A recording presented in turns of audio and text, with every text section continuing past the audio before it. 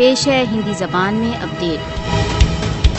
कूटनयिकों, राह अधिकारियों, आपराधिक गैंग तथा अमित शाह। कनाडा ने सिख कारकुनों को टारगेट करने वाले गुट को चिन्हित कर लिया है। हरदीप सिंह निज्जर हत्याकांड। कनाडा ने मोदी शासन की यथार्थता का पर्दाफाश कर दिया। गत वर्ष के सिख कारकुन हरदीप सिंह निज्जर के हत्याकांड में भारतीय कूटनयिक सम्मेलन का पर्दाफाश। भारत ने अपने कूटनयिकों का चयन तथा कनाडियाइयों पर आक्रमण का नियोजन कर एक भारी गलती की है।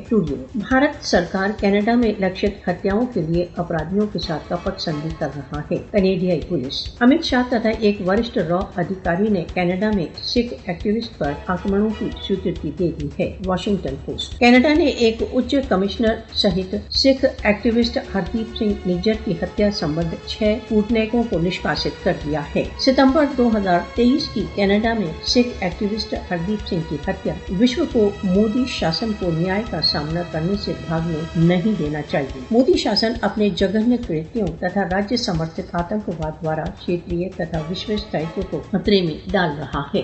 भारत देर से पाकिस्तान में आतंकवादी कार्रवाइयों को नियोजित तथा वित्तीय सहायता करता आ रहा है। अपनी गिरफ्तारी के पश्चात भारतीय गुप्तचर कुलभूषण जाधव पाकिस्तान में अनुचित ध्वंसकारी कार्रवाइयों में नई दिल्ली के सम्मेलन के हृदय विदारक उद्घाटन करता रहा है। पाकिस्तान निरंतर दक्षिण एशिया में भारत की विस्थापना की कार्रवाइयों की भूमिका के संदर्भ में विश्व को सूचित करता रहा है। अंतर्राष्ट्रीय समुदाय को यह अनुभव कर लेने की आवश्यकता है कि आरएसएस समर्थित मोदी शासन संपूर्ण मानवीयता के लिए एक खतरा है। विश्वव्यापी रूप से और अधिक प्राणों को खतरे में डालने से पूर्व मोदी शासन की फासिस्टवादी मानसिकता पर नियंत्रण का समय आ गया है।